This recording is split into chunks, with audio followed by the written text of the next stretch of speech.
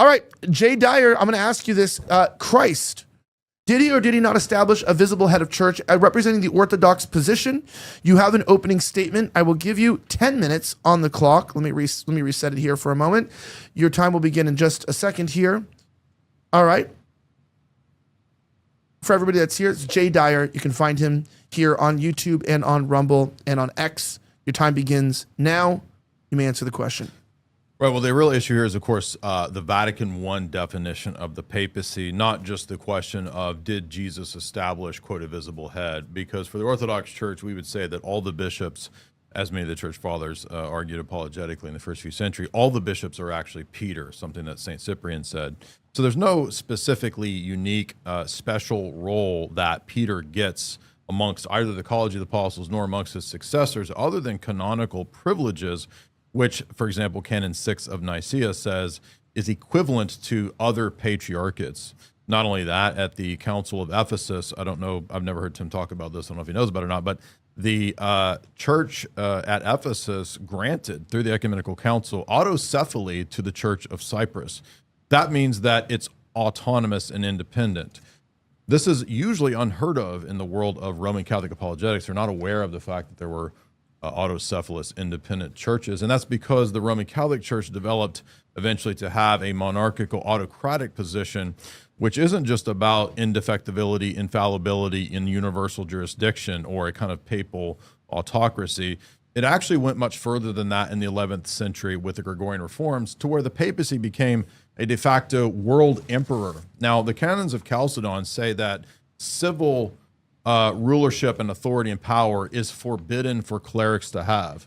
Not only did the Roman bishop go beyond this, the Roman bishop actually in Dictatus Papae in 1090 declared itself to be the only church founded by God, the only one that could be called universal, the only one that could reinstate and depose bishops, the only one that had the right of, quote, the imperial signia, the one in which all the princes in the world should kiss his feet, the one alone who may depose emperors, etc., etc. Really extreme, by the way, and can never err and will never err unto the end of the world. The problem is that Dictatus Papae and those claims in the next few centuries are actually based on known famous forgeries. Now, again, I want to promote my buddy George's book, Errors of the Latins. Volume 2 is 300 pages just on all of the infamous forgeries, whether the Sammachian forgeries, whether the Galatian decretals, or whether the donation of Constantine and many, many others. All of these really contributed, even according to Congar himself and other Roman Catholic scholars, to leading to this evolution of the papacy into a geopolitical world power. Now, you might say, well, that's not a big deal. I mean, come on, the Middle Ages, there was a power vacuum. But wait a minute. Did you know that a few centuries after Dictatus Papae, in Unum Sanctum, the last paragraph of this bull by Pope Boniface VIII in 1302 states that not only must you be in communion with the Roman See to be saved, you must also believe in the worldly temporal power of the Roman bishop to be saved. Now, nobody had ever heard of this doctrine before. And so how are we going to defend this? Oh, well, that's where the forgeries come in. You must also believe that the Pope is the quis aut haerat, the universe's super being to be saved, which nobody else believed or required for salvation prior to this. This is a new doctrine. Now, not only is this a new doctrine, I'm going to show definitively from the Roman Catholic teaching and from their own dogmas that this is actually now no longer held. But wait a minute, maybe this one didn't count. Maybe this is one of those things that I can throw in the not dogmatic bin, as you're going to see they arbitrarily do all the time. Well, actually, in the syllabus of errors, when I come all the way up about 900 years later, from the time of Dictatus Papae all the way up to Pius IX in the syllabus of errors, which is attached, by the way, to Vatican I, we read that in paragraph 76, the abolition of the temporal power of the Roman See is possessed, that it possesses, that it would be great for the church to get rid of this, condemned. So the proposition is condemned. And there's others that relate to this as well. Interesting, because John Paul I was the first pope to cease to use the papal tiara. That is the three-tiered tiara, which signified all levels of his power and authority, including temporal power and authority.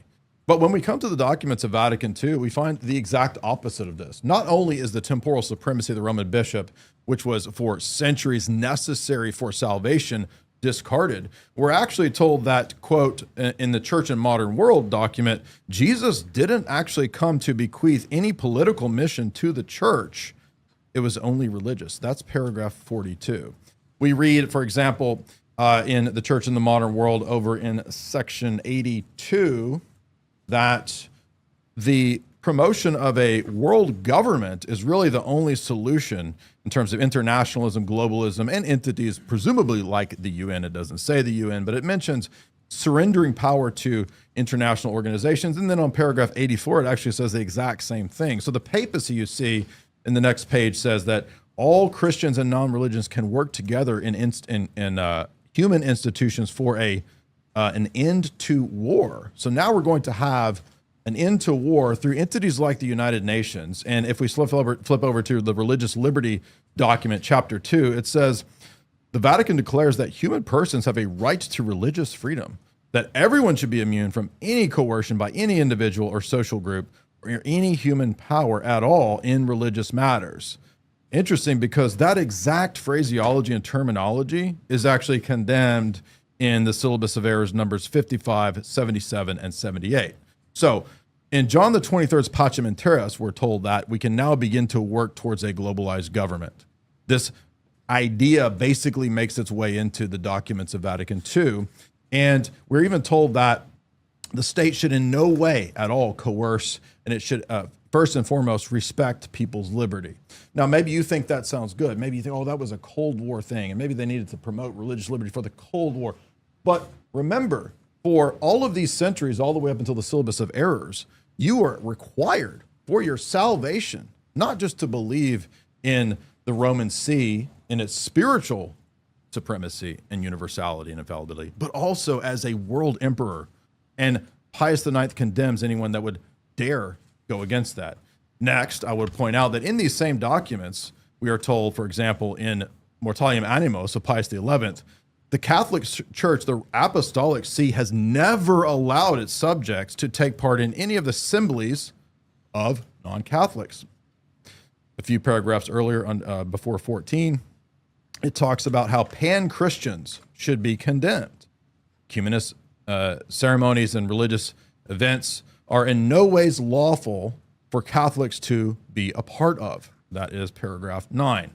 So, 1928, it is always universally the Roman Catholic teaching that you cannot be involved in these ceremonies, rituals, and rites of, at that time, Protestant groups.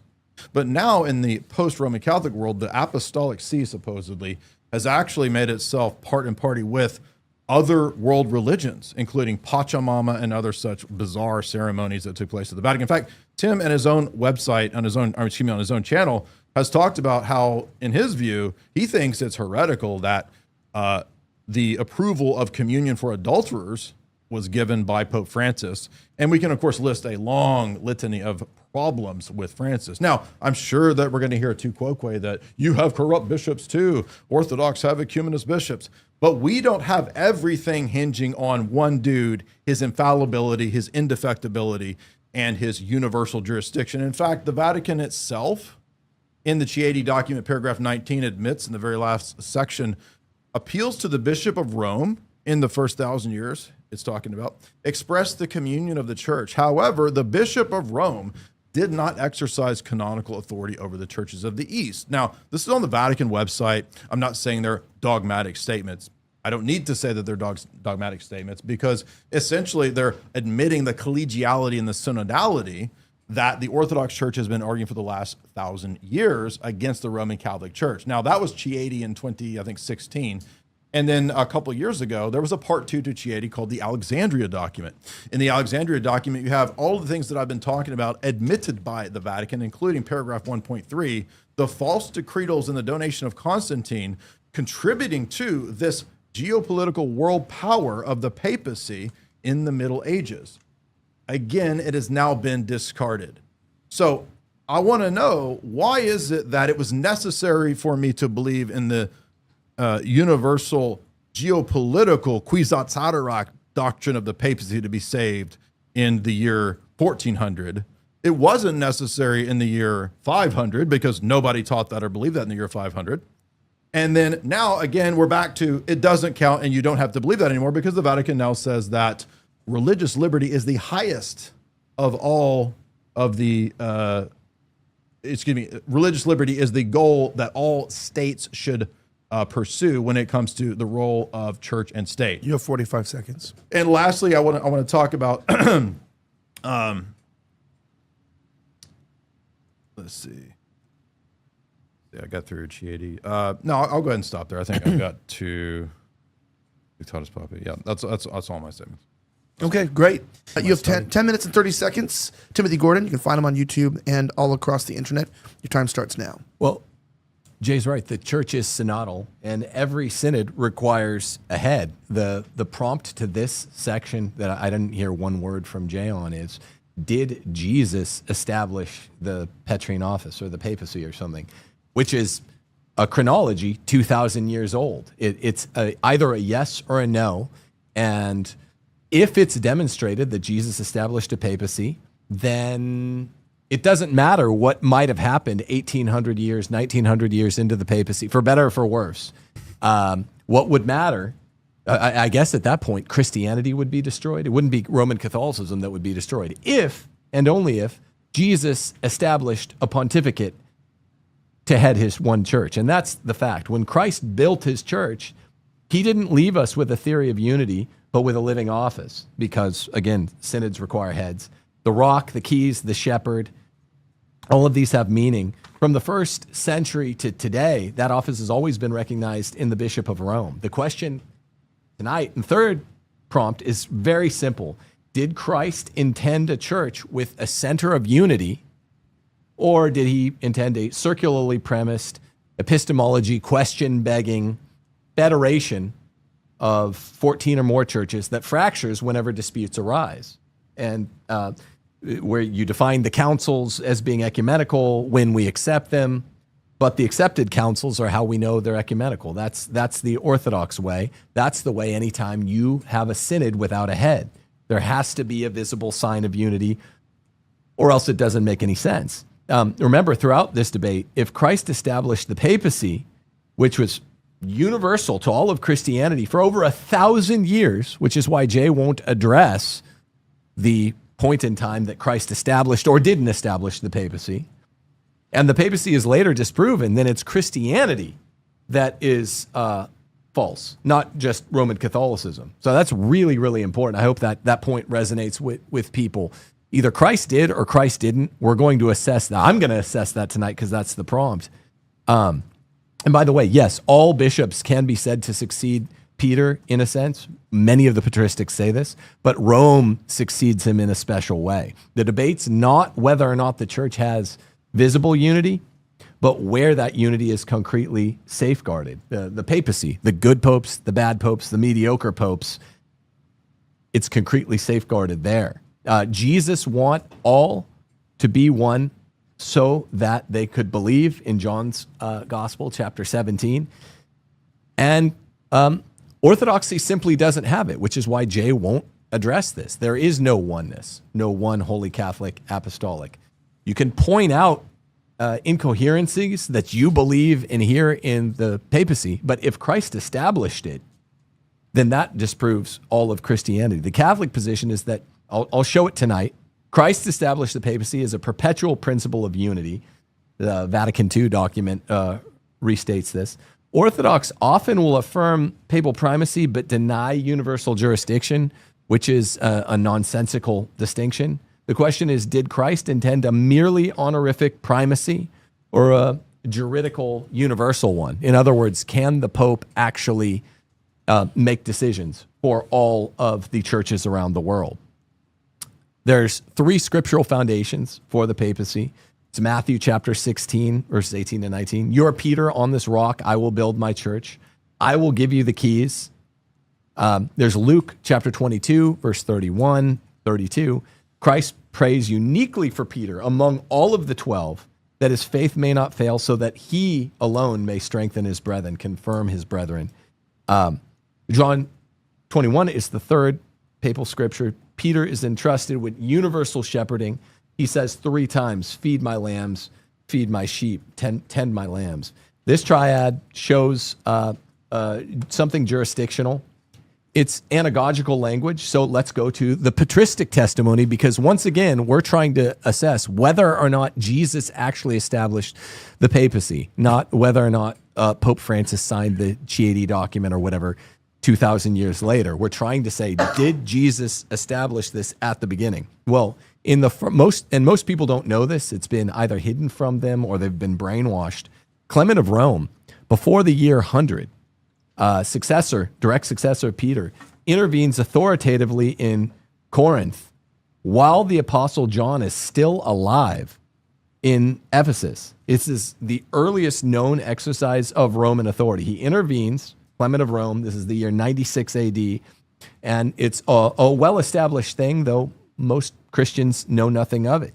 Ignatius of Antioch, just 11 years later, one of the earliest patristics, calls the Roman Church the one presiding in love. The way this term president comes from this idea of presiding in love in his letter to the Romans. Irenaeus, less than a century later in 180 AD, insists that all churches must agree with the Roman Church because of its preeminent authority, direct quote, in Against Heresies. Preeminent authority. Have you ever heard Irenaeus cited this early on? Before even the year two, almost halfway before the Nicene Council, the First Ecumenical Council, you have three of these guys saying preeminent, presiding. One of the earliest popes intervenes in Corinth. In 251 AD, Cyprian of Carthage, though he clashes with Pope Stephen, he still calls Rome the chair of Peter in the principal church from which sacerdotal unity has arisen, principal PAL. This is all before Nicaea. People don't know it, and it's a shame that they don't know it. What they also don't know is that among the ecumenical, now there's this circularity operating within orthodoxy because they don't have a principle of unity or oneness on earth. They'll say the councils are ecumenical when we accept them. When we don't like them, we won't accept them. And we know because they're not ecumenical. So it's a classic question begging or petitio principio. The first Ecumenical Council, Nicaea 325, has Canon 6, which Jay referenced. This actually, I'm glad he brought it up, it presupposes Roman primacy as a precedent for the Alexandria and Antioch patriarchies. It's a precedent for them. It's really important. It grounds Alexandria's authority by appealing to Rome's customs as the standard. So it's not saying that they're equal.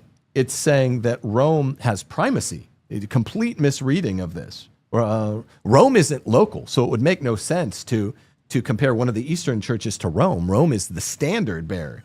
It is an established faraway authority, Rome. Primacy, not equality. That's right there, Canon 6, Council of Nicaea. Nicaea also establishes the four marks of the church, which the Catholic Church alone really claims, as far as I know. One, Holy Catholic Apostolic. Orthodox can claim, because they have sacraments and real bishops, they can claim two of them, Holy and Apostolic, but they can't claim the other two. One, certainly. I've never heard of it. Maybe I'm wrong. But the Federation of Orthodox Churches can claim two.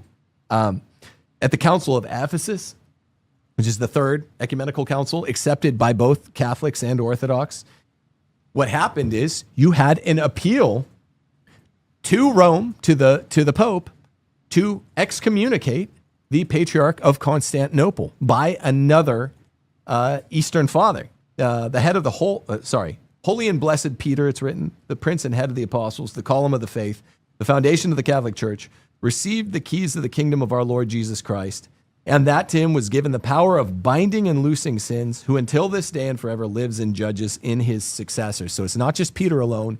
In his successors he binds.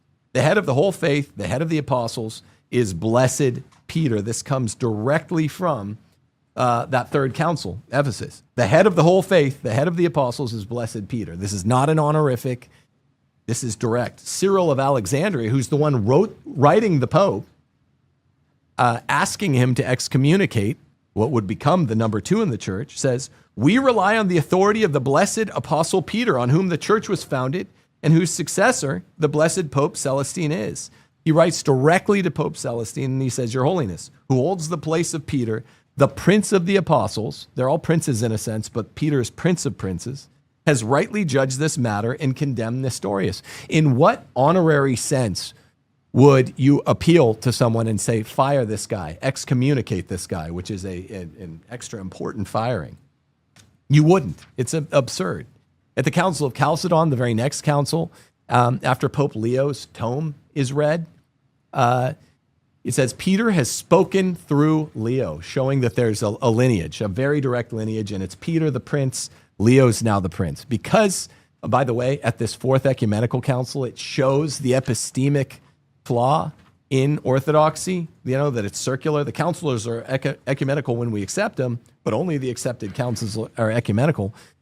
There is another group, the Oriental Orthodox, who broke away, and they never accepted the Fourth Ecumenical Council. We Catholics have a way. We agree with the Eastern Orthodox. This is a valid council. We agree with each other about that. We have a way to show it. We have a visible sign of unity. We know that synods all have heads. The Orthodox can't. The Eastern Orthodox and the Oriental Orthodox are still at odds over the Fourth Ecumenical Council. Constantinople III, Peter is Prince of the Apostles who continues the promise undefiled to the end. Nicaea II, primatial authority, Jay agrees with this council. Primatial authority everywhere on earth was given by the Redeemer of the world himself to the Apostle Peter. Constantinople IV, it's their council. It reads the letter of Pope John VIII. The chief of the apostles, Peter, has the authority of universal binding and loosing. This is indisputable that at the time of the founding of the church and the immediate chain of evidence thereafter for the next 7 councils, you have a universal appellate jurisdiction of the Pope, which is why he could excommunicate, and he was being sought for excommunication. All right, are you going to complete your thoughts there? Because I think we probably should end on the time right there. What's that? We should probably end on the time. We're already in the bleed. You're hitting towards a minute. All right. If you want another minute, you're going to have to concede a minute on the next round. No, that's fine. Okay. I'll end there. All right, we'll go to Jay. Jay, from that opening statement, you're writing down some questions. Give me your best rebuttal. I'm going to reset the clock to put it down to 5 minutes. Let's try to keep it tight at 5 and not go over in any bleed. You can have a 30-second bleed if you need. I'm resetting it to a standard time. You can begin now. Yeah, well, the reason that I didn't go into the question about Matthew and the passages in the book of John or Luke or whatever is that we don't disagree that there's apostolic succession from Peter, but I don't know if he's aware of it. Peter is actually called the father of 3 C's. In fact, you can read Pope St. Gregory the Great in his letter number 40, where he talks about the apostolic see being 3 chairs. So as late as Gregory the Great in his day, he's still calling Rome, Antioch, and Alexandria the Petrine See.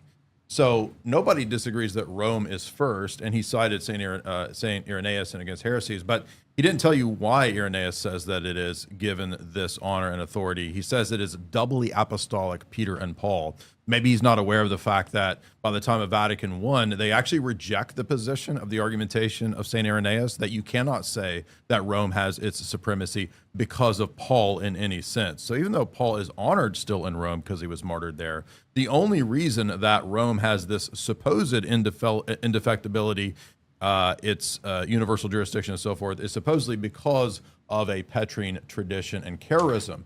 However, Pope St. Gregory the Great, who himself was a pope, doesn't have a problem still talking about there being 3 Petrine Sees, but of course Roman Catholics never talk about that because they don't give you the context behind these comments and these statements. Let me read what the Canon 6 of Nicaea actually says. It says, "Let the ancient customs in Egypt, Libya, and Pentapolis prevail."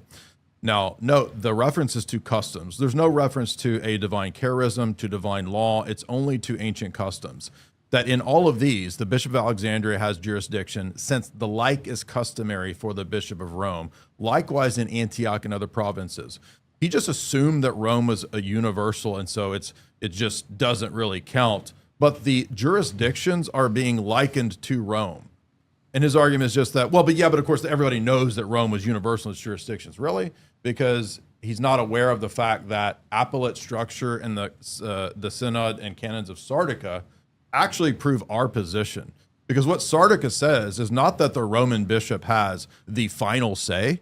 Rather, they actually say that the Roman bishop could be appealed to, as well as other patriarchs and bishops can be appealed to and were appealed to, and he can order a retrial in that jurisdiction. It is the opposite of the Vatican I papal autocracy position. Allow me to read his own Vatican statement from the Chieti document, which he should have read. Over the centuries, many appeals were made to the Bishop of Rome from the East in disciplinary matters such as the deposition of a bishop. An attempt was made at Sardica in 343 to establish the rules for this procedure. Sardica was received at the Council of Trullo in 692, which his church rejects. The canons of Sardica determined that a bishop who has been condemned could appeal to the Bishop of Rome, and that in the latter, if he deemed appropriate, might order a retrial. Oh, that's not the autocratic Vatican I view that he was arguing for, that he hoped would be the kill shot. Rather, this could be conducted by the bishops in the province neighboring that person's bishop. Appeals regarding these matters were also disciplinary matters were also made to Constantinople and to other sees. Oh, dang, that's synodal, that's collegial. By the way, Athanasius and people who are in these situations, if you read the letters of St. Basil, as I mentioned earlier, he wasn't aware of the Meletian Schism. And as Denny notes in the chapter in Papalism, Constantinople I was called and closed outside of communion with Rome. And in fact, centuries later, Rome accepts Constantinople I retroactively. That's a problem for his position. But out of all this, I would remind him that he seems to not be aware of Pope Vigilius and the really strong case that we have there, as Ubi brought up to Ibarra. If you remember Ibarra saying, I haven't found actually a good answer to that question yet, but I will come up with it eventually, maybe. Why is this? Why is Vigilius such a key point? Vigilius submitted to the Ecumenical Council after reversing his position 4 different times. So wait a minute, let me get this right. Vatican I, which says that the Roman bishop is the head of all the churches, has universal jurisdiction, even though his own Vatican documents, like the Chieti document, admit that the Roman bishop didn't have universal jurisdiction the first 1,000 years. Now Vigilius has to submit to, and does submit to, the Ecumenical Council's judgment and being removed from the diptychs. That's a problem position for him and for Eric Ibarra. I don't have to prove every single specific to disprove Roman Catholicism. All I need is one dogmatic contradiction or one papal failure, such as Vigilius submitting to a council, which shows that Vatican I is false, that ecumenical councils are inferior to and always subordinate to the Pope, to prove his position is false. Just like when he tried to cite other examples like, Orthodox don't have any position that's really consistent. Wait a minute, Lateran 649 condemned monothelitism and was intended by Pope Martin to be an ecumenical council, and yet it was not accepted as an ecumenical council. And there was another council that happened called Constantinople III, where they themselves decided to condemn the positions based on investigating the theology of St. Maximus. It's not Pope St. Martin that is the key deciding figure of Constantinople III, which, if the Vatican I papacy position were true, he would have already solved the issue. Rome has spoken, cases closed, supposedly, we're told, right? But he also doesn't seem to be aware that if he'd read on the history of Chalcedon, Rome has spoken, cases closed isn't actually because Leo is the standard and test of orthodoxy at Chalcedon. If he'd read any of the academic literature on it, he would know that even his Roman Catholic scholars admit that Cyril is the standard of orthodoxy at Chalcedon, and Leo is checked against Cyril by Chalcedon for many days, investigating to see if the tome matches up to Leo. Now, I disproved his position by pointing out one dogmatic contradiction amongst many, which was that for centuries you had to believe in the temporal supremacy of the Roman bishop. You didn't have to believe it for centuries before that. And now we don't have to believe it anymore past Vatican II and the religious liberty and ecumenist pronouncements. That's a contradiction. All right, I'm going to give you an extra minute because he took an extra minute. Go ahead, Timothy, I'm going to reset the clock. Give me one moment to add an extra minute. And reset. Okay, you have 6 minutes on the clock for your rebuttal. Go ahead. There's absolutely no dogmatic contradiction. So Vatican II, we have an ecumenical council that happens after the fall of the Holy Roman Empire, after the fall of all of the confessional states on earth. So only the confessional states are bound because, of course, secular states can't be bound by the Pope. The Pope can tell them what to do, but they're not going to do it. This was always the context of this discipline. It's a discipline anyway. By the way, the Pope has only in the last 1,000 years identifiably spoken ex cathedra, meaning making doctrine twice, count them twice. One in around 1850, one around 1950. And in both of those cases, the Pope polled all of the bishops first, because this is what's consistent with the papal power going all the way back to Peter. He polled to make sure that he did not make an ex cathedra statement in 1854 and then in 1951. The only two ex cathedra statements that would disprove the papacy by being wrong. He polled all of the bishops because there's collegial brethren, and then he named the third and the fourth Marian dogma ex cathedra. So Jay's always just skipping over the fact that the Pope is only infallible when he speaks ex cathedra. This is a most fundamental claim.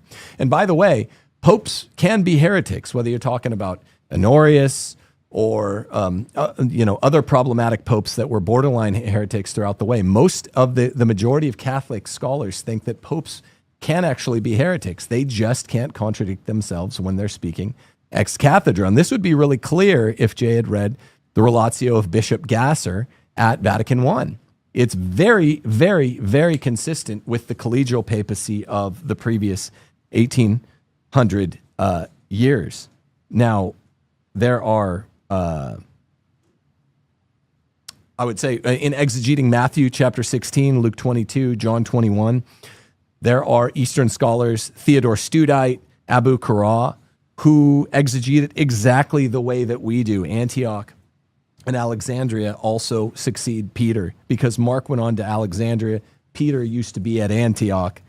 It's very, very, very clear that we're not reading into the text. Now, the question at hand is, did Christ establish a binding, unifying papacy? I've shown through the scripture, through patristic scholars in the first 2 centuries, that he did. One of the very first popes after Peter literally was exercising a jurisdiction. At several of the ecumenical councils, you had an appeal to the appellate jurisdiction of Rome. I'm not just going to sit here and repeat the quotations from the Octa of those councils where they're saying Rome alone. Knowing that doctrinal unity requires a visible sign. So, like I said, the original argument is, if Christ established a papacy, then if that papacy should fail, all of Christianity fails. That's just a fact. Now, if he didn't establish the papacy, then that wouldn't be the case. But pointing out historical difficulties, even if I granted them, which I don't, later in the timeline doesn't accomplish what Jay claims it does. So if Christ established the papacy, then prevailing would require not that Catholicism is false, but Christianity is. Remember, like Back to the Future 2, when Doc explains to Marty, by use of a chalkboard, why they wound up in an altered 1985, because the source of the problematic timeline lay at the very beginning of the story in 1955. If you want to disprove the papacy, you have to go to the beginning of the story and show that Christ didn't establish a papacy. You can't just sit, and if you're a Christian anyway, you can't sit around and point out what you don't like about Pope Francis' Chiedi document, not a magisterial document, by the way, definitely not infallible. You can't point at any of the documents that Jay is going to tonight to get to the beginning of the timeline. In the case of Christianity, the papacy was from the very beginning universally accepted, occasionally grudgingly by the East, but they accepted it for 1,000 years. I mean, this should be more compelling to people that are passive standers by. Why was it accepted for 1,000 years, over 1,000 years, and then it was just okay not to? They just hope you don't see that fact. This is a brute fact established beyond any doubt. Not even Jay's going to disagree with me. It was accepted for over half of the timeline of Christianity, and now they just whistle past the fact that it's no longer accepted. Instead, Eastern Orthodoxy, you'll never hear a defense of this because it's a coherentist rather than a foundationalist position. Jay's not trying to build anything. He's just trying to poke holes in the papacy. They insist on a popeless ecclesiology, one with willful blindness about its own 1,000-year acceptance of the pontificate until they didn't want to anymore. whose epistemology, which is really just conciliarism, a valid council is ecumenical. We know that it's ecumenical because we deem it's valid, destroys itself for all to see, like at Chalcedon, when you had the Oriental Orthodox break away from the Eastern Orthodox. They still don't agree about much. It's a circular rule of faith, and you're never going to hear them build this up, this circular rule of faith, because it's indefensible. Their hierarchy can and does fall into heresy. This is not just tu quoque. They're not bound to accept ecumenical councils. The councils are ecumenical when we accept them, and the accepted councils are ecumenical. This is the rule of faith if you really press on orthodoxy at all. There is no epistemological framework for determining which councils are ecumenical and why. That's not true in Roman Catholicism. In Roman Catholicism, we have this visible sign of unity. 3 scriptural passages, several of the early fathers interpreting them exactly the way we do. And with no living, visible authority or sign of unity, how is the Eastern Orthodox believer to know which councils to accept? They simply won't tell you this. Well, because it's just true. You just have to accept that it's true. It's a question begging. Roman Catholics have the papacy to tell us, and no, we don't just accept the papacy blindly. We accept it because Christ established it. So circularity ends up being embraced as a kind of theological mystery, because this is the last resort. For example, the rejection of Florence. Florence was the reunion council in 1439. 31 out of 33 of their delegates at Florence signed it and said, we were wrong about the filioque, we were wrong about the papacy. And then they went home, and 10, 12, 14 years later had a revolt, and under duress were forced to undo it. And you ask them, how do you know that council wasn't ecumenical? Because we didn't like the outcome. It's that simple. All right. We are going to go to the cross-examination. We will start with Mr. J. Dyer. You will have 5 minutes on the clock. Give me a moment here. Let me reset the clock. You may begin. Yeah. First, I want to note that he seemed to be saying that there's only guidance and infallibility when it comes to ex cathedra statements. He must not be aware of the fact that Vatican I says that all things are divinely revealed and to be believed, whether in the word of God handed down by the church in solemn judgments, which would be ex cathedra, by her ordinary and universal teaching, which is proposed for belief as having been divinely revealed. So do you agree that you also have to believe the universal ordinary teaching and the ex cathedra? They're both under the charism? You have a submission in mind and will that's religious, but it's not protected by the charism of infallibility. Universal ordinary isn't. Universal ordinary, are you talking about councils or popes? Universal ordinary teaching of popes is not infallible. That's what Vatican I says. No, it doesn't. Yes, You're it does. Do you want me to read it again? No. Vatican I does not read it again. I'm going to read Vatican I to ordinary councils. Universal ordinary teaching. There's 3 structures. Do you disagree with your own theological manuals that talk about the 3 tiers? No, that's oh, really? Fine. Okay, so there's ordinary magisterium, there's extraordinary magisterium, and there's universal ordinary magisterium. So I think you're confusing the ordinary and the universal ordinary. Papal. Because we're talking papal magisterium. that's the only magisterium. No. Papal magisterium. Only the papacy is magisterium.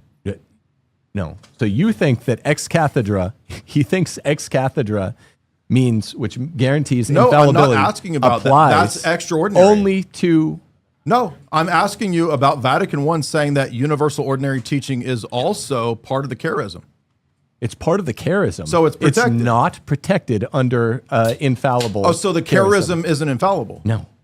So so you just refuted You're doing yourself. it again, man. You're doing it again. When you slip up, it's my fault. No, you think that ex cathedra teachings by the Pope, the sole papal teachings that enjoy the charism of infallibility. Vatican I says that Vatican I does not say that. I'm reading it to you right now. You have to read the whole page. We did this on 10. All right. If he thinks you're interrupting, then we'll stop for a second. Well, furthermore, all things are to be believed with divine Catholic faith contained in the Word of God. Yes.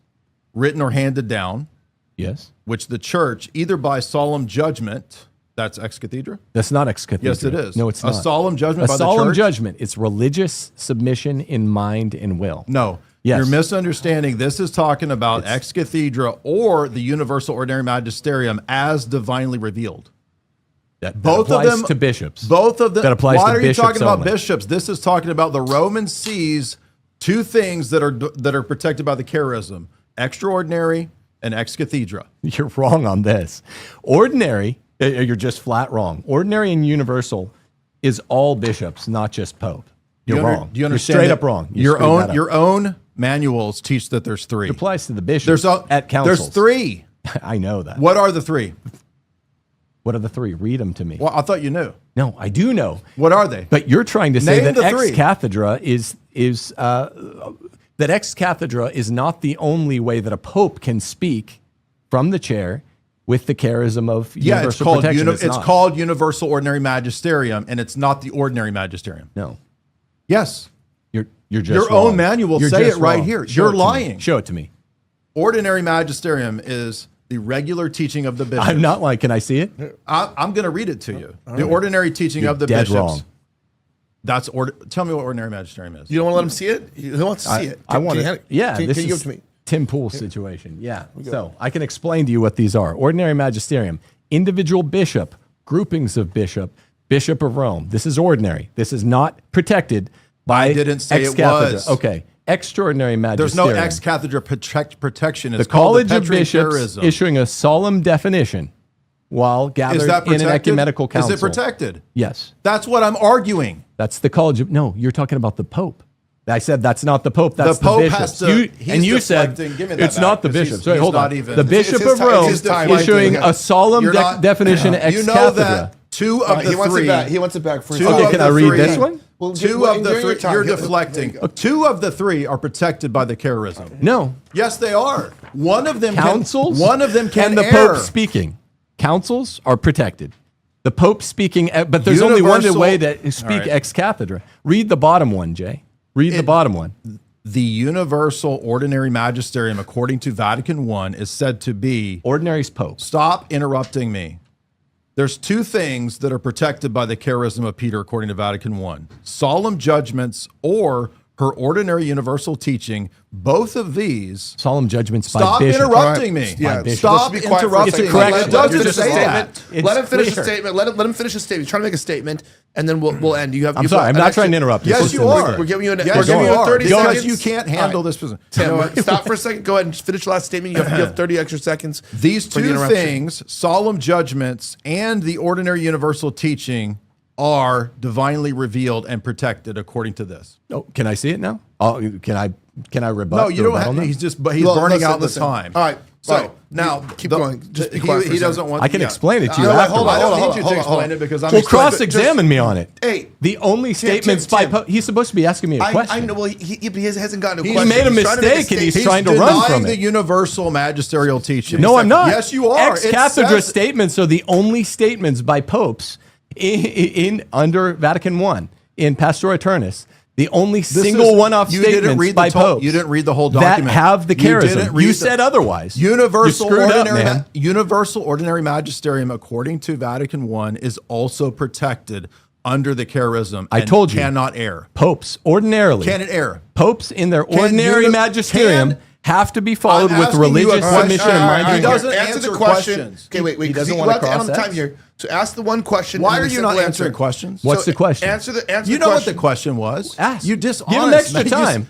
yeah, thank you. Give him extra Ask the time. question. Yeah, ask the question. You screwed up. I There's- didn't, how did I screw up? Because there's only one infallible way a pope can speak No, there's something not. into dogma. That's Yes, not what. there is. That's not what the question was. What was I the didn't question? say Ask, the only. ask the question simply right now, and then he can't say that he didn't hear it, or he can't dodge it, and he'll answer it, and then we'll be fine. There you go. Vatican Go ahead. I teaches that there are two, which is two of this three, that are protected by the Petrine charism and by infallibility and by the Holy Spirit. One of them is ex cathedra. Mm-hmm. The other one is ordinary universal teaching. The thing, No, yes, councils. Councils. stop interrupting. let him I'm ask citing the your question. freaking council, dude. You're reading it All wrong. right. I'm Guys. reading it wrong when I read it literally. Okay.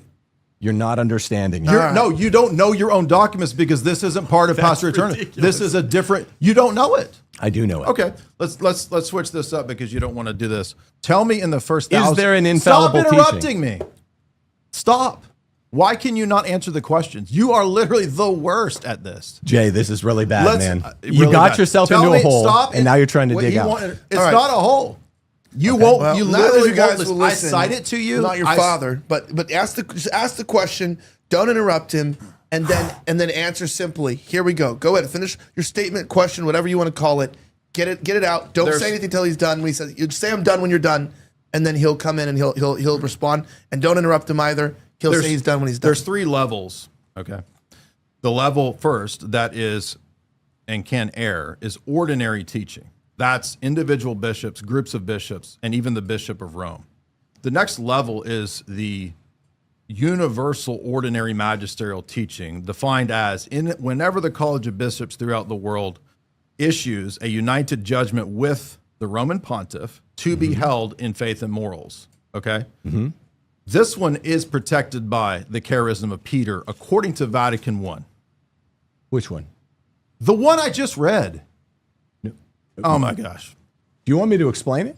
No, because you don't know what you're talking Yeah, about. of course I know what I'm talking about. No, No. you don't. So are you done then? Were you No, done there? I'm not. Okay, so let's He not interrupted What's me. the question? Then let's not. I'd like to reject. hear the I'm question. listing Just the 3. Wait till he says he's of done. your stupid Wait till he position. says he's done. I promise you're reading it wrong. Just wait till he says I'm he's reading it done. wrong. Okay. I'm literally reading the text, his own text, and I'm reading it wrong. Requires interpretation. Okay, hey, can you mute his mic for a second? What do you mute his mic too? Mute his mic, and then I'm gonna mute his mic when you answer. All right, mute his mic, and then we'll talk. We'll go here. Here we go. Go ahead. The mic's muted. You can say whatever He's you want. just deflecting because he doesn't want to go into this because he No, he I'd knows love it. to. Stop interrupting. Good God, man. Just go. All right, it's muted. Go ahead. I guess it took a second there. The first was the ordinary magisterium that can err, the ordinary teaching. Individual bishops, groups of bishops, Bishop of Rome. The next level is the universal ordinary teaching. Whenever the College of Bishops teaches anything in union with the Bishop of Rome, that, according to Vatican I, is literally said right here to be believed by divine revelation and magisterium. Ordinary universal teaching has to be believed, and thus it cannot err. So the only one that could err was the first one, ordinary teaching. Universal ordinary teaching, according to Vatican I, cannot err because just like the extraordinary or the ex cathedra stuff, it is also protected. 2 of these are protected. The one is not. What I want to know from you is, can you give me an example in the first 1,000 years of the church where there's anything like what's in Unum Sanctum or what is in Dictatus Papae or all the way up into the Syllabus of Errors, showing that the Bishop of Rome is a geopolitical world power and that you must believe that to be saved? All right, are you done? Yes, because I'm pointing out a contradiction in their teaching. Okay, so now mute Jay's mic for a second, if you can, just because we're going to be fair here. We're going to do up both sides here, just to get through this question, the rebuttal. Is it going to be the same when he asks me? Yeah, Is it gonna yeah, be like, It'll Are be we fine. going to do this muting thing again? No, I mean, no. If he doesn't want you to, if he wants to, then yes. But you don't want him to interrupt you. So but I'm going to try to be fair too. So it's just with no interrupting here. We're going to end it here because we're over on the time on this. Go ahead, mute Jay, and then just go to him, and then we're just going to get a clear Okay, answer. Go ahead. answer the question clearly. Unum Sanctum is a papal bull, which is a lower level of magisterium than you're thinking it is, and according to it. No, there's not something in the first millennium that's quite like it. It's not saying everyone must personally recognize the Pope or they're damned, the way you're thinking it is. Instead, it's asserting that salvation comes from Christ's church. And since the church is visible and hierarchical, submission to the Pope is the ordinary means of union with Christ's body. Now, ordinary Why am and I muted in the interruption? here. Because you This is want literal- him you muted, asked me a so question. This is the This is answer. It's not his full time. He's just answering you. He's a part of your time. He's just answering you real fast. He's just It's answering not you. real fast. For, and it's not, for clarity's it's not the sake. question I asked. Oh, you got to, All right. you got to let me answer this. All right, we're on- ordinary this is over time. This is ordinary nobody's time. magisterium This is is the nobody's Pope. time. This is no one's time. Ordinary Just- is the Pope. Okay, ordinary is the Pope. Ordinary and universal is all bishops, and not. ordinary universal is protected, but for bishops. It's that He doesn't even know his own teaching. Well, but right. it's just that clear. right. What Jay It literally doesn't say all that. I'm not. I mean, it's a complex looking chart. All right. Well, I'm here's sorry the deal. that it's complex just- and it's difficult for you. All right. No, all right, we're gonna move on to your. There's we're gonna move only on to your one thing. type of We're gonna move infallible on. papal teaching. I'm glad that you keep we're gonna move reasserting on. your All right. position. People can go check. All right, moving Check me. along here to your ability to go ahead and ask him questions and go ahead and go there. He obviously don't feel like he answered the question. You feel like he's obfuscating, right? Sorry, unmute his mic. Sorry, the board's shorted. That's why it just messes up right now. The last question was about the geopolitical power of the papacy, which is not just in unum sanctum as necessary for salvation. It's stated all the way up until the syllabus of errors. You tried to castigate that, to cast that as a discipline. But you're saying that it's not there in the first 1,000 years, but it was required for salvation. The temporal power. No, I answered your question. I said no. There's nothing. I said no. It was a Okay. yes/no question. So I said it no. didn't There's exist. nothing Thank quite you. like it. Thank you. But what I Thank followed you. up with is Boniface VIII's language was sharpened by a political fight, and it's sharpened by a political situation. You guys in the East should understand this very well because the emperors made your decisions for most of even the latter. You mean like the first Germanic millennium. popes that were It was a installed by political kings for fight 100 years? with 100 Philip years of Germanic IV. kings? Catholic theology recognizes this principle. It recognizes the principle apart from polemical expression. And Of the what? principle that it stands for, the proposition it stands for, is the unity of the church under the successor of Peter. So yes, that's defensible. So there was no geopolitical But power it that removes was it- necessary for salvation No. belief in the first 1,000 years. Thank no, you. not There as a wasn't. dogma. No, this is disciplinary. It's stripped from It's its disciplinary. facts. Is it faith and morals? No, it's rhetorical. There's a lot of rhetoric So it's there. disciplinary to get around Unum the fact sanctum's a that it papal bull, contradicts. a It's not lowish just unum level sanctum. magisterium. It's all the way up in the What is syllabus it? of errors. What's It's all the way 900 up in the years. syllabus of errors? The Roman sees Well, I mean, geopolitical you brought up power unum belief. So he sanctum. did- so- I'm just explaining I'm You didn't answering your explain question any- about no, you unum didn't sanctum. answer. I'm saying it's a papal bull. You said you thought that it was it more doesn't- important than that. It's and that's necessary for absurd. salvation for 900 years, and now it's not, and it wasn't It's the first not 1,000 necessary years. for salvation. The Unum sanctum. doctum says it's necessary for salvation. Read that. I'm It All is right, necessary all for right, read salvation it. to be subject to the Roman pontiff, not just in spiritual matters. The last paragraph of Unum Sanctum is about the temporal supremacy also being necessary to be saved. okay. It is absolutely necessary for salvation for every human being to be subject to the Roman pontiff in both the temporal And and the spiritual sense. runs. That refers to confessional states. The context is confessional states. Did the Holy Roman Empire still exist then? It says every human being must Yes, believe within in the context of temporal confessional states. Okay, where was the temporal supremacy in the first 1,000 years? It didn't exist. No, it did exist. Where was this doctrine in the first 1,000 years? Well, I mean, can you I'm name a not church saying- father that teaches it? Can you name Tu quoque? Can you No, name a that's church not father that teaches this? I mean, No, because it doesn't exist. well, so this is a development of the power. Oh, exactly. So it's yeah. a development And now of it's the power. developed away because do we have to believe it But- now? No, do we have no, to believe it now? No. It's Do we have to believe it disciplinary. now? The way it developed was disciplinary. So anything that is Yes. a dogmatic contradiction is suddenly now disciplinary. Yes. So that's disciplinary. Exactly. Thank you. Precisely. Well, did you Anything did you that's a did you do contradiction, you explain it away. anything to show, Jay, Where that was- Christ didn't establish a pontificate? Yeah, so run off to something else. No, run off to the prompt of the debate, which you haven't addressed All once. I had to show was that there's No, you one didn't. contradiction. No, you don't. Because Christ I don't. You established can't even a say your Petrine words. ministry. Christ established a Petrine ministry. I've shown it. How does that I prove Vatican exegeted I? it. I showed it. There are developments in the pontificate over the years. The Petrine ministry was supposed to In be the first seven a councils. geopolitical world In the power. first seven councils. A geopolitical world power. There are Where's that? good popes, bad popes. There are mediocre Where popes. in the first 1,000 years is a geopolitical world power? That is what we call emperor? a disciplinary distinction. And the church How has is said it multiple How times. is it disciplinary if it's necessary for salvation for 900 years? It's disciplinary insofar as the modern church, as you said yourself, doesn't even hold that this doctrine is true. So it's not a doctrine. when there's a contradiction, it's suddenly disciplinary and it can go away. Thank you. No. All right. We're gonna move on from there. I'm gonna give you your time. Here we go. Go ahead and begin. You can start your questioning. All right, we'll go to the three papal scriptures. In Matthew 16:9, Jesus gives Peter the keys alone to the kingdom. Do you know the typological reference of the keys in the Old Testament? You know what Yeah, the I'm keys aware of mean? Isaiah. And what do the keys Eliakim. mean? The householder, I'm aware of all that. What do they mean, though? Specifically to which king? The steward. To David, the king? So yeah, this Well, in this Isaiah, is a type, it's not David. this is a typological reference. You're talking about the Of keys of the the house keys. of David. I'm aware of that. Yeah. Okay, so The keys of the house of David, you think this, does he give these keys to all of the apostles? Yes. How does he give all these keys to the apostles? He gives them to Peter alone. Well, in 2 chapters later, he says the exact same thing to the whole college. He gives the keys of the kingdom to the whole college of cardinals, to the whole college of apostles. Yeah. Can you read that for me? Yeah, Matthew 18 says that the binding and the loosing, which is what the keys signify, is literally said to the entire college 2 chapters later. Yeah, no, Oh, you didn't know that. loosing. You No, didn't I know did that. know that. Oh. But binding and loosing is given Is the in operation of the keys. The third ecumenical council and the sixth ecumenical council. It's affirmed as given to Peter alone.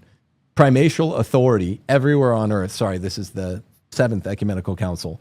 Primatial authority everywhere on earth was given by the Redeemer of the world to the blessed apostle Peter. Mm-hmm. Through the same apostle, the Holy Catholic and Apostolic Roman Church has till now and will hold for all time primacy and sovereign authority. How does that square with your interpretation? Right, because that language is also used. Matthew 16 is applied in the Seventh Ecumenical Council to the emperor. No, the emperor doesn't have the binding and loosing power. The council? emperor can forgive sins? No, I'm saying the council also uses that terminology for the emperor, so it doesn't prove what you think it proves. It does prove what I think it proves. No, it everywhere on earth, the emperor say- can confess sins, can be a confessor Maybe you don't of sin. understand that I'm saying I don't believe that. I'm saying what the council also says. The council says primatial authority? It says that the keys in Matthew 16 also applies to the emperor, which I don't believe, but the council also says that. Where does it say that? It's brought up in the Ubi-Ibarra debate. No, I mean, but where does it say that in the council? Can you read me something I don't like have the line? documents with me, no, but you can look it up. So you think that, I just want your best estimate. You think primatial authority everywhere on earth, because we're talking about the Are you aware of the Cyprian? passage? Well, hold on. I know hold what on. it says. We're talking about the passage that I brought up, the three passages, particularly the keys. Everywhere on earth given by the Redeemer of the world to the blessed apostle Peter, through the same apostle, the Holy Catholic Apostolic Roman Church. How about that? It doesn't give it to the empire the way it would be the analogate for the emperor. Mm-hmm. It's only given to the Roman Church, hold now and for all time through primacy and sovereign authority. How does that square with your interpretation? Because, like I said, the keys is used at times in that flowery language to say that. It's not flowery language. It is. I mean, the entire debate between Ubi and Ibarra was about all primatial authority everywhere on earth is flowery. Yeah, it is. Primatial authority. Yeah. It's specific. Yeah. Have you heard the term? I'm a trained attorney. This is how we describe the jurisdiction. terminology that's used in the ecumenical councils for the Patriarch of Constantinople is similar. How about Council of Chalcedon? Peter is spoken through Leo. Are you aware that they examined the tome against Cyril? Yeah, of course. Oh, so Cyril was the standard. No. So Peter spoke through Cyril. Did he have primatial authority? Well, you're retroactively. But did he have primatial authority? Retroactively saying he that didn't. Did you're he? retroactively reading the seventh back to the fourth. How about this? Is this flowery language from Ephesus, the third council? It is. The It's a head legate. the head of the whole faith, the head of the apostles, Is that a legate? is blessed Peter. Is that a legate? It's in who? the Octa. Is it Philip the legate? No. Are you sure? Oh. I think it's in the Octa. I mean, I could check Yeah, it. do you think that every statement? I think it's a so legate you that think was that every cited in the statement from a Octa. legate is dogmatic? No, Interesting, because of nobody course else not. believes Of that. course not. It has to Right. be in the So Octa. the Pope's legates. Wait, I say just said that- it's in the Octa. The Pope's legates say something, and you think that that's It's now quoted. dogmatic. The head of the whole faith, the head of the apostles is blessed Peter. So what excuse is it? Is it that it's How does flowery? it? But none of that proves Vatican I. I wasn't trying to prove Vatican I. This is really? my cross. I was trying to prove that Jesus instituted Yeah, but the Orthodox the papacy. The And here's- Orthodox don't disagree with that. Jesus instituted the papacy, and But you were saying you Orthodox like don't it. disagree with that. What does it mean at your own council? just doesn't mean what you think. What does it mean at your own council at 870 Constantinople 4? At your own council, that the chief of the apostles, Peter, has the authority of universal binding and loosing. Just explain that to me. The same way that your documents of the Vatican To quoque. explain those things. Explain it. I just want to know. I believe it. what in the universal same binding and sense loosing as means. your Vatican documents explain it. Can you unpack what that means? 'Cause So it sounds like you're dodging. Appeals are made to the Bishop of Rome, but they're also made to other bishops. And as Cyprian says, all bishops are Peter. But the power of universal binding and loosing. But that same flowery language is also used of other patriarchates and What do you other mean sees. flowery language? This is appellate The jurisdiction entire- language. This is But wait a literally the minute, language we use in American The appellate court. jurisdiction argument, according to the the Alexandria document, the Chieti documents, proves my position because appellate jurisdictions allow for retrials in the local jurisdiction. It proves your position that he has an honorary non-jurisdictional power. No, are you aware what the Peter in Rome? No, Sardica allows For Constantinople to retrials. say the chief of the apostles Peter has the authority of universal binding and loosing. That's also insane. No, That's you're not insane. listening to what I'm saying. That terminology and that phraseology is also used of the emperor, and it's also used of other patriarchates and bishops to do the same types of things. Okay, in John, that's insane. In not John insane. 21, It's not insane. Jesus tells Peter 3 times, "Feed my sheep." He repeats it. No, Feed none of my that's sheep, Vatican feed my I. sheep, feed my I sheep. give an orthodox interpretation. Why would Christ entrust the universal flock to one man if his role was It's just not. honorific? It's not. What do you mean it's not? You're just assuming that those passages teach Vatican I and the universal jurisdiction. I'm not talking about Vatican Your I. own- Vatican I wouldn't happen own- for 1,800 years. You're obsessed with it. I'm asking because literally. because that's not what's in You Christ's think mind. Vatican I had happened at the time of John 21? Obviously not. No, Jesus your tells Peter position needs 3 that to be. times. He tells Peter 3 times back in whatever, the year 33. Yeah, that's because he denied it Feed 3 my times. sheep. Why would he? But I'm just asking, why would he entrust the universal He flock didn't. to? That's just your assumption. That the I'm entire reading scripture. Where does it say the entire universal flock is there? The whole flock, not just the local church, because Okay. he's not referring to the local church. That's why he says it. Why does he say it 3 times, Jay? What's Because the meaning Peter of that? denied him 3 times. Duh. But okay, bring right. it further. So it's not Vatican I. No. So why? What is the authority of Peter denying him 3 times and this being undone 3 times? The authority of it? I don't know what that means. So you think that Christ is not entrusting the universal flock to one Timothy man was in if his role Ephesus. was Timothy was just in, honorific. Timothy was in Ephesus. Peter isn't over that. Right. And the authority of universal binding and loosing is just flowery.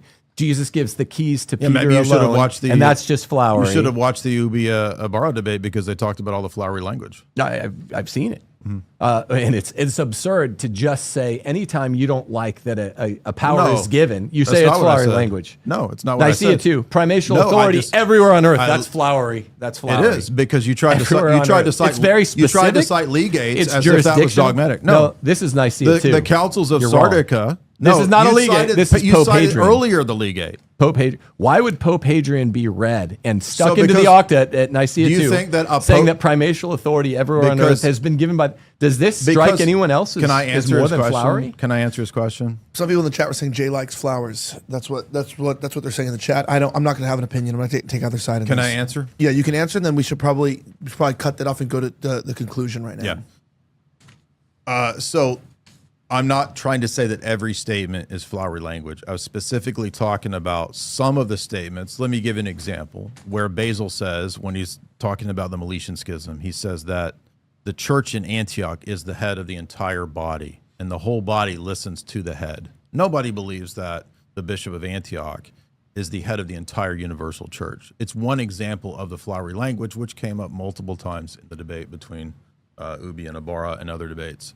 So all I'm saying is that the case in Matthew 16 in the Seventh Ecumenical Council doesn't go very far because it also applies to the emperor in the acts of that council, which I don't accept. I'm just saying that they use that terminology and they cite that text for the emperor. What I'm also saying is that Do they cite it in the same way, though? Do they cite it in the same way where Yeah, they're saying they- primatial authority, No, no, where no. he's a confessor of sin? what they say is that the gates of hell will not prevail against the empire nor the emperor. Of So they're course. citing Matthew, but nobody believes that because the empire fell, right? But So I'm I'm- just saying that Matthew 16 in the councils can be used, and it doesn't necessarily prove the Vatican I position, which is what you have to prove. I'm not talking about Vatican I. I'm talking about But that's what you have to whole, defend. the entire. It was like a 3-line So, specific quote, and you're saying, well, they said Can basically I the address same the thing Pope, about the the emperor. later Pope Hadrian thing? Can I address that? Yeah. Okay. So love it. I do agree with you that over time, and if you read Szyszynski's book on orthodoxy and the papacy, he discusses this. By the time of Pope St. Gregory the Great, he admits and agrees to the pentarchy. At the same time as pentarchy is accepted by Rome, Rome is also making more and more grandiose and grandeur-related statements and claims. I agree with you that those claims are there and they're being made, But from an Orthodox perspective, just because the Pope at a council says that, we don't necessarily think that it's true because the Pope said it and it's in the council, right? It could be the Acts, it could be flowery language, and we don't accept everything that a Pope says, Of course. even at a council. So the real issue, epistemologically, is how do you say that this is not circular reasoning? In other words, what I kept repeating in my opening, the councils are ecumenical when we accept them. And only the accepted councils are ecumenical. That's why you guys have 14 churches. That's why you can't meet the first mark of the church. You have three patriarchs of Antioch. For the You sake have of this- three in your church. All right, for the sake of this. But you can't meet the one. There's one head. There's one visible sign of unity. That was God telling us to get to the closing. All right, so in conclusion on that, let's end with the conclusion both to... Look, we're gonna cut down to the 5-minute conclusion because it's almost midnight and there's a kid in here, so it's like gotta go to bed. To summarize it, due to the simplicity of that, I'm gonna give you 6 minutes instead of 10. Let me reset the clock. If you're ready to go, this is the conclusion both of this segment and of the show. Yep. You have the clock. Yeah. So I'd like to address a couple things that did come up here. There's a really good book, by the way, because a lot of these comments, a lot of these quotes need to be addressed in terms of the context and then more sort of spaced out. There's a great book called Papacy and the Orthodox by Edward Szyszynski. He's the same person that was a uniate and became Orthodox. He wrote the book on the Filioque, and he also wrote this excellent book on the history of these disputes. And he actually begins with the patristic era, or excuse me, the post-apostolic period with Clement and Ignatius, and talks about how, for example, for the last 60 plus years, even the Roman Catholic Church no longer utilizes things like Clement because they don't actually demonstrate what the claims of Vatican I claim. The claims of Vatican I, for example, if you read Satis Cognitum, which is Leo XIII's description and definition of what is supposed to be understood in terms of papal supremacy. Satis Cognitum says that it has always, at all times, been understood that the Roman See had the claims that Vatican I has about it. So in other words, there's no development of doctrine according to Satis Cognitum. It is clearly that the Roman See was indefectible, infallible, and had universal jurisdiction. Now, he likes to say that, well, I don't have to accept these statements from the Chieti document because, well, it's just not infallible. Of course, there is no epistemic criteria for the Roman Catholic for what is actually infallible because Tim knows that it's more than just a few ex cathedra statements. You also have to believe all the dogmatic teachings in the ordinary universal magisterium. And in fact, there's a whole list of, I'll give you guys the list of these. You can look them up yourself since we don't have time to go through them. Denzinger 1683, Denzinger 1698, Denzinger 1792, Casti Connubii 104 all say that the position is condemned if you say you only follow the ex cathedra magisterial statements. That is a condemned proposition. And it's funny because you actually heard him seem to be arguing that tonight. Now, in regard to... Just let him conclude, please. Sorry. Please. We have 4 hours and 13 minutes. Because universal ordinary magisterial teaching would be much broader and would bind him and everyone else to a whole bunch of other things. And that's precisely what the point of Vatican I was to say. Now, all I needed was one dogmatic contradiction, which I think we saw with the geopolitical power claims that were necessary for salvation for 900 years. He said, oh, it's just a discipline. That's his way to get around this doctrinal contradiction. But again, I will go back to the famous instance that Ubi brought up to Ibarra, which Ibarra didn't have an answer to, and which I will reassert again from the Papacy and the Orthodox. Pope Vigilius submitted to the Ecumenical Council because he was threatened with excommunication and removal from the diptychs. And that's where he landed. That's where he ended up. That's why Vigilius is such a strong argument against the claim that Jesus instituted this universal supremacy that was from all times, at all times, everywhere, infallible, indefectible from the earliest days. That's what he has to prove. That's why he was deflecting into these passages that don't actually prove that. They prove merely that there's those passages which can be read in an Orthodox sense or in a Roman Catholic sense. He has a system that he has to defend. He tried to say that it's all coherence theory, or so. I don't hold to secular coherence theory, so he doesn't know what he's talking about. The position only requires one contradiction, for the whole thing to fall apart. And you can read the most recent Richard Price text on the case of Vigilius. And when Richard Price was on Reason and Theology, and they interviewed him a few years ago, and he said that the Pope did not have universal jurisdiction in the first millennium.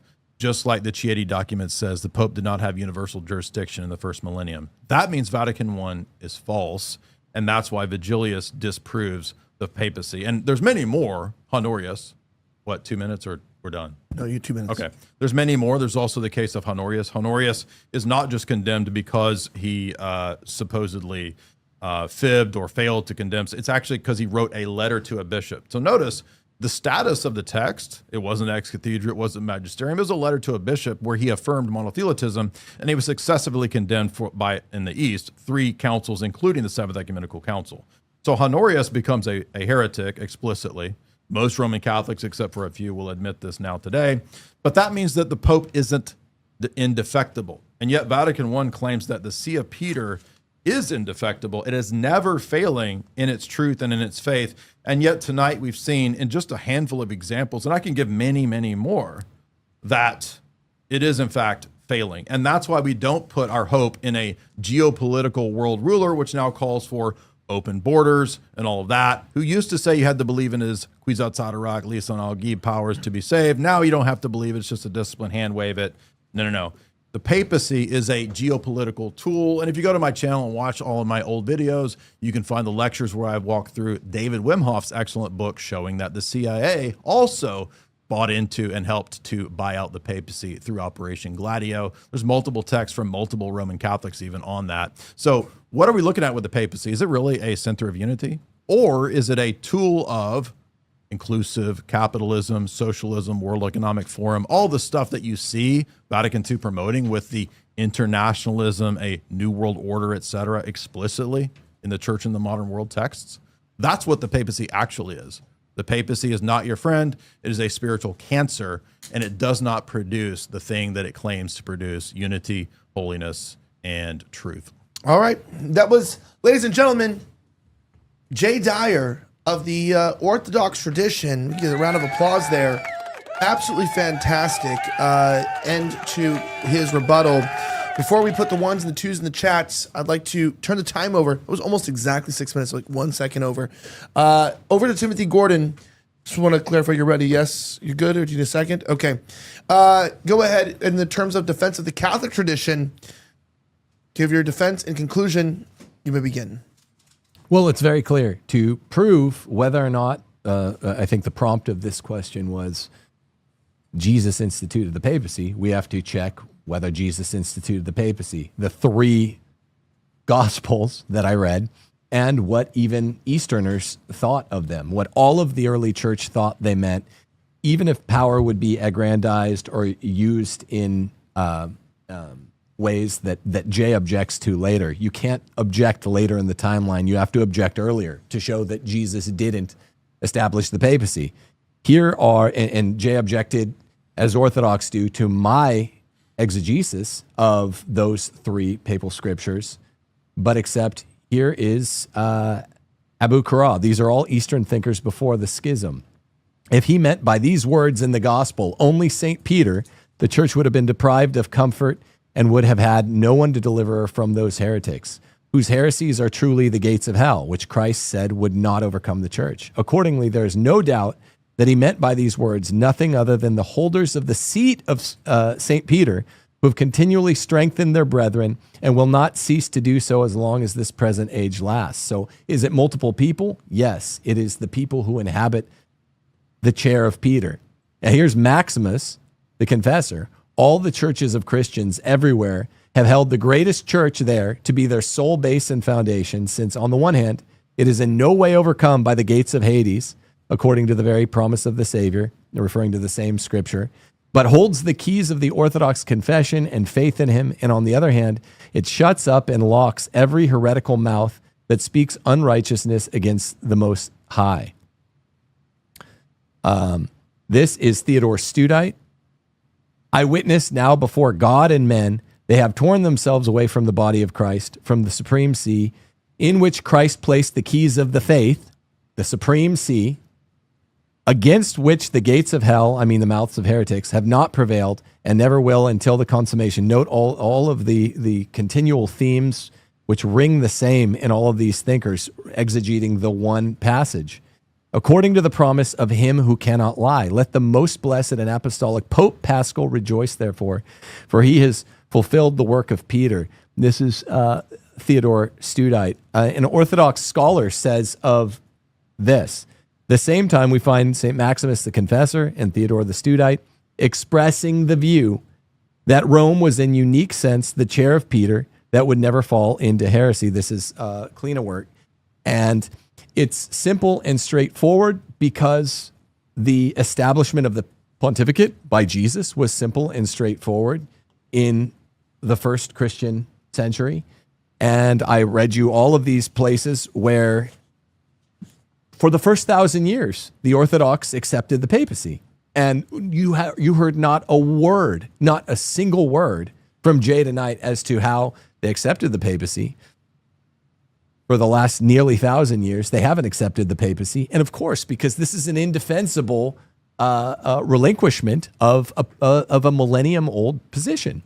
It's a relinquishment of the fundamental pinnacle of the faith, the fundament of the faith. St. Peter, as many Orthodox Eastern scholars say, before the schism, he is the foundation of the faith. He's the prince of the apostles. Flowery language, yes, but I read from multiple councils that the establishment of the papacy in these three passages is accepted in both East and West. And of course, this always brings us back to the fact that in both East and West, there was a pontificate for 1,000 years, and there was jurisdiction being exercised.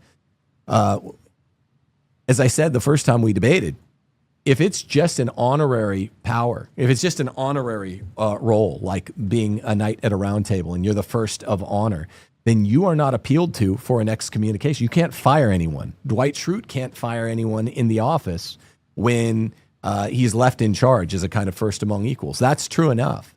Well, within the first four councils, there are appeals being made to the Pope. In the first three councils, appeal being made to the Pope to excommunicate the eventual number two in the church. I don't know what else that stands for, and I've tried to see it that way. I've heard nothing coherent tonight that would answer the question, what do those three papal scriptures mean? I've read Orthodox scholars, Eastern scholars, and an Orthodox scholar, Cleanerwork, who exegete them exactly the way we did. Even if you ignore Clement of Rome because it's inconvenient, Ignatius of Antioch calls the Roman Church the one presiding in love, a la a president. Irenaeus, that all churches must agree with the Roman Church because of its preeminent authority. Is preeminent authority flowery language? No, it's juridical language. It's jurisdictional language.